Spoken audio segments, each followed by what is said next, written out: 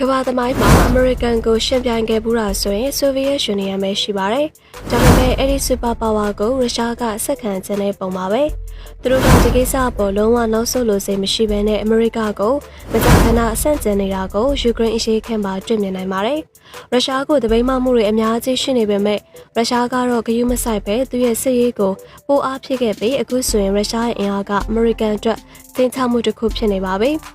Global Firepower ဆိုတဲ့တကမ္ဘာလုံးရဲ့စစ်ရာကိုအဆင့်သတ်မှတ်ပေးတဲ့ဆိုင်မှာတော့ရုရှားက United States ရဲ့နောက်ဒုတိယနေရာမှာရပ်တည်နေပါတယ်။ပြောရရင်သူတို့ကြားမှာခြားနားချက်ဆိုတာမရှိတော့အောင်ပါလာနေပါပြီ။အမေရိကရဲ့ power အညွှန်းကိန်းက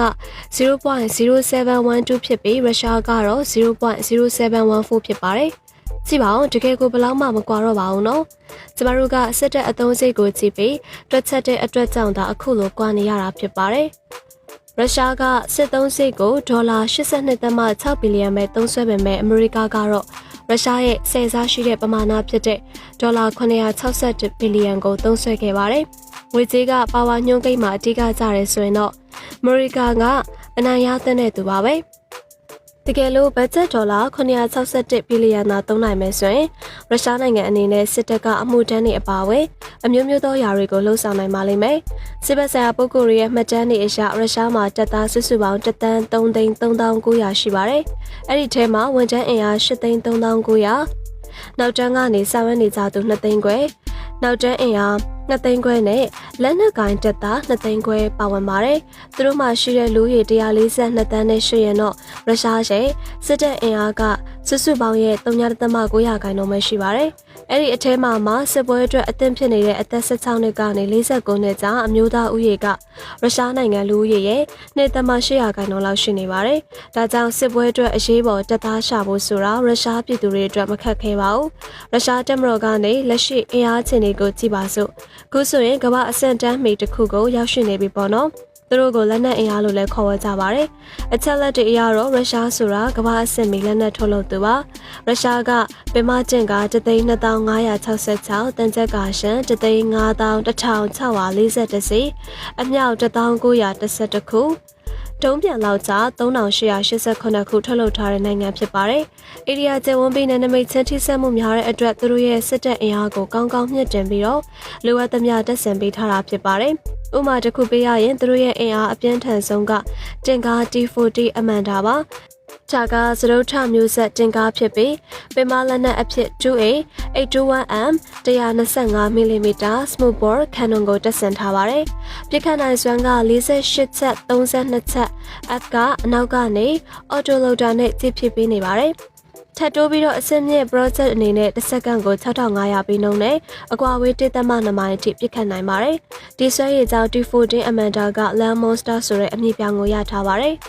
T14 Amanda BMPT Terminator ကိုလည်းထုတ်လုပ်ထားပါတယ်။2002ခုနှစ်ခရဲကစတင်လည်ပတ်ခဲ့တာဖြစ်ပြီးတော့စစ်မြေပြင်ကတင်ကားတွေအတွက်အိမ်မက်ဆိုးတစ်ခုဖြစ်နေလူသိများပါတယ်။သူရဲ့အကြီးကလက်နက်တွေကတော့ Ataka T GWS ဒုံးပြန်လေးလုံးတင်ကားတွေကိုအနာယူပြီး US က M1A2 နဲ့ညီတဲ့တိုက်ခိုက်ရေးရှင်တွေဖြစ်ပါတယ်။ရုရှားနဲ့ယူကရိန်းပြည်ပခါတွေတုန်းကနှစ်နိုင်ငံလေးအတော်လေးကိုစိတ်ဝင်စားဖို့ကောင်းခဲ့ပါတယ်။အခုရေတပ်အင်အားကိုဆက်သွားရအောင်ရုရှားရဲ့ရေတပ်လက်နက်တွေကလေယာဉ်တင်သင်္ဘောတစ်စင်းပါဝင်ဖြစ်စီရေးသင်္ဘော15စီ frigate ယာဉ်17စီ corvette 80စီရင်ငုပ်သင်္ဘော80စီကင်းလက်သင်္ဘော59စီနဲ့မိုင်းရှင်လေးသမား49ဦးပါဝင်ပါတယ်။ဒေတာတွေအရရုရှားရဲ့အင်အားလို့ဆိုနိုင်တဲ့ရေတပ်ကာကွယ်ရေးကဏ္ဍကထိပ်တန်းဆက်မှာရှိနေပြီးတော့ရုရှားနိုင်ငံဖွံ့ဖြိုးတိုးတက်မှုရဲ့နောက်ထပ်ထူးခြားတဲ့ကဏ္ဍတစ်ခုကတော့နျူကလ িয়ার ရင်ငုပ်သင်္ဘောတွေပါအဲ့ဒီထဲကတစ်ခုကBelgrade ရင်ငုပ်သင်္ဘောဖြစ်ပြီးတော့မကြသေးမီကအမေရိကရဲ့အာရုံကိုဖန်ဆားနိုင်တဲ့သင်္ဘောဆိုလည်းမမှားပါဘူး။စမ်းသပ်မှုတွေအရ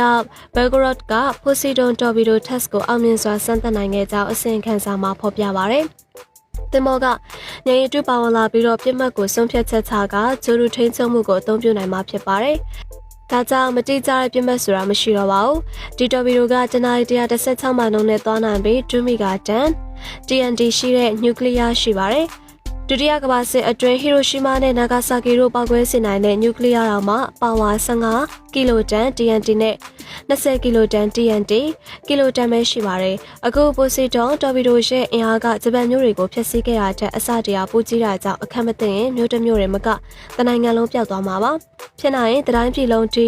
ပိုစီတွန်တော်ပီဒိုကိုဘယ်တော့မှအသုံးမပြုဖို့မျှော်လင့်ပါတယ်အမေရိကကိုချင်းချောင်းနိုင်တဲ့ပိုစီတွန်တော်ပီဒိုတစ်ခုတည်းမဟုတ်ပါဘူးကျူတွေကိုပစ်ချနိုင်တဲ့ Cosmo 2005 543 ဒုံးပြန်ကလည်းမြေပြင်မှာရောအာကာသထဲမှာအတွက်ပါအိမ်မက်ဆိုးတစ်ခုဖြစ်နိုင်ပါတယ်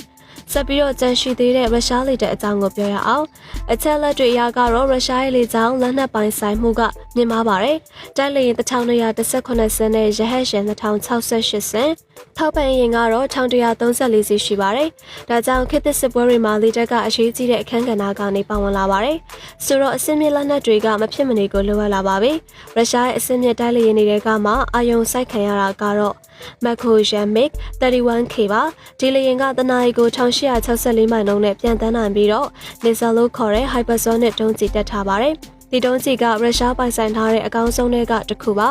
ဒုံးကျည်ကအကွာအဝေး1243မိုင်အထိတနအီကို824မိုင်နှုန်းနဲ့ပစ်ခတ်နိုင်ပါတယ်1102မိုင်4ချိန်ရှိတဲ့နျူကလ িয়ার ထိပ်ဖူးတပ်ဆင်ထားပြီးတော့900ကီလိုတန်ပါဝါပြင်းအားရှိပါတယ်တခါပြည့်ုံနဲ့တင်ကားအဆောက်အဦသို့မဟုတ်အခြားပြစ်မှတ်တွေကိုအလွယ်တကူဖျက်ဆီးနိုင်ပါတယ်မကြသေးမီကထွက်ပေါ်လာတဲ့သတင်းတွေအရဒီဒုံးကျည်ရဲ့ပြင်းထန်လွန်တဲ့အရှိန်ကယူကရိန်းကိုချင်းချောက်မှုတစ်ခုဖြစ်လာပါတယ်အပေါ်မှာပြောခဲ့တာတွေကိုနားထောင်ပြီးရင်တော့ရုရှားရဲ့ဆင်ရာကိုဘာကြောင့်အမေရိကန်အနေနဲ့စိုးရိမ်နေတယ်လဲဆိုတာကိုသိသွားမယ်လို့ထင်ပါတယ်။နှစ်ဖက်လုံးကငြင်းဆန်ရေးကိုဆွေးနွေးကြမယ်လို့ကျမတို့မထင်ပါဘူး။ပရိသတ်တို့ကရောဘလို့အမြင်ရှိတယ်လဲပြပြပေးသွားပါအောင်နော်။နောက်ဆက်အားပေးရဲ့ပရိသတ်များအားလုံးကိုလည်းကျေးဇူးထူးပဲတင်ရှိပါရရှင်။